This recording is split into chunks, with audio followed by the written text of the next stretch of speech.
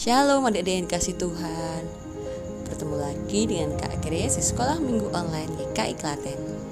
Puji Tuhan, hari ini kita masih diberi kesempatan untuk bersama-sama mengikuti Sekolah Minggu Online dari rumah kita masing-masing.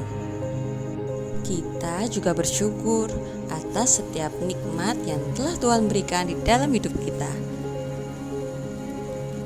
Kali ini kita mau bersama-sama membaca firman Tuhan yang terambil dari Kisah Para Rasul pasal 16 ayat 19 sampai 34. Kami ke Filipi, kota pertama di bagian Makedonia ini, suatu kota perantauan orang Roma. Di kota itu kami tinggal beberapa hari. Kami keluar pintu gerbang kota. Kami menyusur tepi sungai dan menemukan tempat sembahyang Yahudi yang sudah kami duga ada di situ. Pada suatu kali ketika kami pergi ke tempat sembahyang itu, kami bertemu dengan seorang hamba perempuan yang mempunyai roh tenung. Dengan tenungan-tenungannya, tuan-tuannya memperoleh penghasilan besar. Ia mengikuti Paulus dan kami dari belakang sambil berseru. Katanya, "Orang-orang ini adalah hamba Allah yang maha tinggi. Mereka memberitakan kepadamu jalan kepada keselamatan." hal itu dilakukannya beberapa hari lamanya.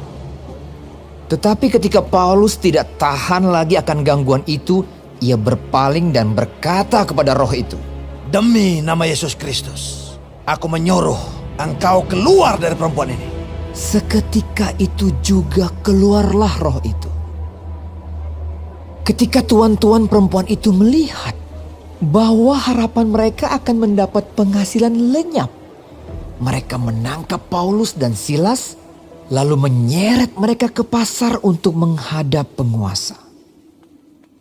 Setelah mereka membawa keduanya menghadap pembesar-pembesar kota itu, berkatalah mereka. Katanya, "Orang-orang ini mengacau kota kita ini karena mereka orang Yahudi dan mereka mengajarkan adat istiadat yang kita sebagai orang Rom tidak boleh menerimanya atau menurutinya." Juga orang banyak bangkit menentang mereka. Setelah mereka berkali-kali didera, mereka dilemparkan ke dalam penjara. Kepala penjara diperintahkan untuk menjaga mereka dengan sungguh-sungguh. Sesuai dengan perintah itu, kepala penjara memasukkan mereka ke ruang penjara yang paling tengah dan membelenggu kaki mereka dalam pasungan yang kuat. Tetapi kira-kira tengah malam Paulus dan Silas berdoa dan menyanyikan pujian-pujian kepada Allah. Dan orang-orang hukuman lain mendengarkan mereka. Akan tetapi terjadilah gempa bumi yang hebat, sehingga sendi-sendi penjara itu goyah. Dan seketika itu juga terbukalah semua pintu dan terlepaslah belenggu mereka semua. Ketika kepala penjara itu terjaga dari tidurnya dan melihat pintu-pintu penjara terbuka, ia menghunus pedangnya hendak membunuh diri karena ia menyangka bahwa orang-orang hukuman itu telah melarikan diri. Tetapi Paulus berseru dengan suara nyaring. Katanya, "Jangan celakakan dirimu, sebab kami semuanya masih ada di sini." Kepala penjara itu menyuruh membawa sulung, lalu berlari masuk. Dan dengan gemetar tersungkurlah ia di depan Paulus dan Silas. Ia mengantar mereka keluar sambil berkata, "Tuan-tuan, apakah yang harus aku perbuat supaya aku selamat?" Jawab mereka, "Percayalah kepada Tuhan Yesus Kristus dan engkau akan selamat, engkau dan seisi rumahmu." Lalu mereka memberitakan firman Tuhan kepadanya. dan kepada semua orang yang ada di rumahnya. Pada jam itu juga, kepala penjara itu membawa mereka dan membasuh bilur-bilur mereka. Seketika itu juga, ia dan keluarganya memberi diri dibaptis. Lalu ia membawa mereka ke rumahnya dan menghidangkan makanan kepada mereka. Dan ia sangat bergembira bahwa ia dan seisi rumahnya telah menjadi percaya kepada Allah. Dari perikop tadi diceritakan bahwa Paulus dan Silas berada di Filipi dalam rangka meneguhkan dan mendampingi jemaat. Tetapi ternyata di tengah-tengah pelayanan mereka mendapatkan gangguan dari seorang hamba perempuan yang memiliki roh tenung. Tenung merupakan kemampuan untuk meramal adik-adik. Rupanya perempuan ini mengabdi kepada beberapa tuan dan para tuan mendapatkan penghasilan yang besar dari kemampuan roh tenung ini. Setelah Paulus mengusir roh tenung dari hamba perempuan ini dan kemampuannya untuk meramal hilang, para tuan-tuan ini marah besar kepada Paulus dan Silas. Lalu para tuan-tuan ini membawa Paulus dan Silas menghadap penguasa dengan membuat tuduhan bahwa mereka merupakan pembuat kekacauan serta menyebarkan ajaran Yahudi kepada orang-orang Rom. Padahal tuduhan ini jelas-jelas tidak benar. Atas tuduhan itu, pembesar kota Filipi menjatuhkan hukuman pada Paulus dan Silas. Mereka akhirnya masuk ke penjara. Agar mereka tidak melarikan diri, mereka dimasukkan ke dalam penjara dengan keadaan tangan dan kakinya dipasung. Kasihan ya adik-adik.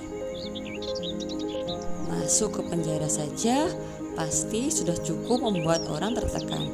Apalagi jika mereka mengalami penyiksaan dan bahkan dipasung kaki dan tangannya. Meskipun mengalami kondisi yang sangat mengenaskan, tapi ternyata tidak membuat Paulus dan Silas bersedih hati terlalu lama. Pada tengah malam mereka menaikkan doa-doa dan pujian-pujian kepada Tuhan. Sampai pujian dan doa mereka terdengar oleh penghuni lain dan penjaga-penjaga penjara.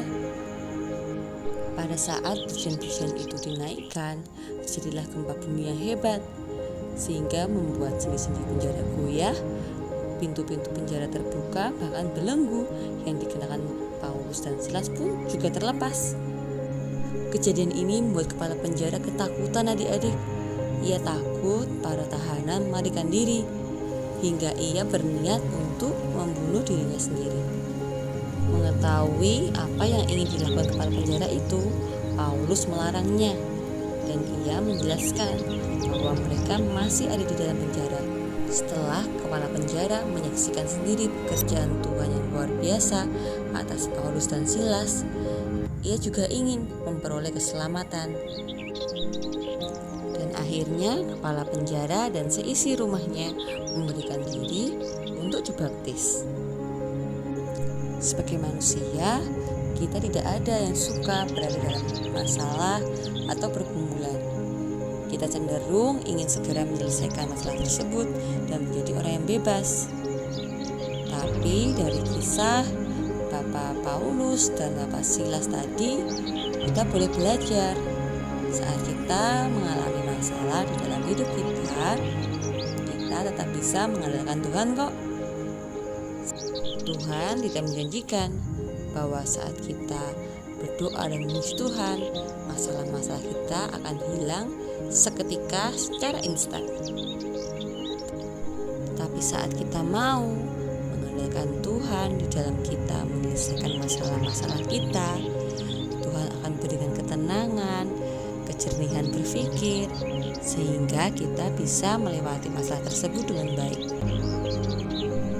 Apapun tantangan yang adik-adik hadapi di depan, mungkin setelah adik-adik naik kelas ini, atau adik-adik yang naik ke tingkat sekolah selanjutnya, tetap andalkan Tuhan dalam setiap perkara hidup adik-adik.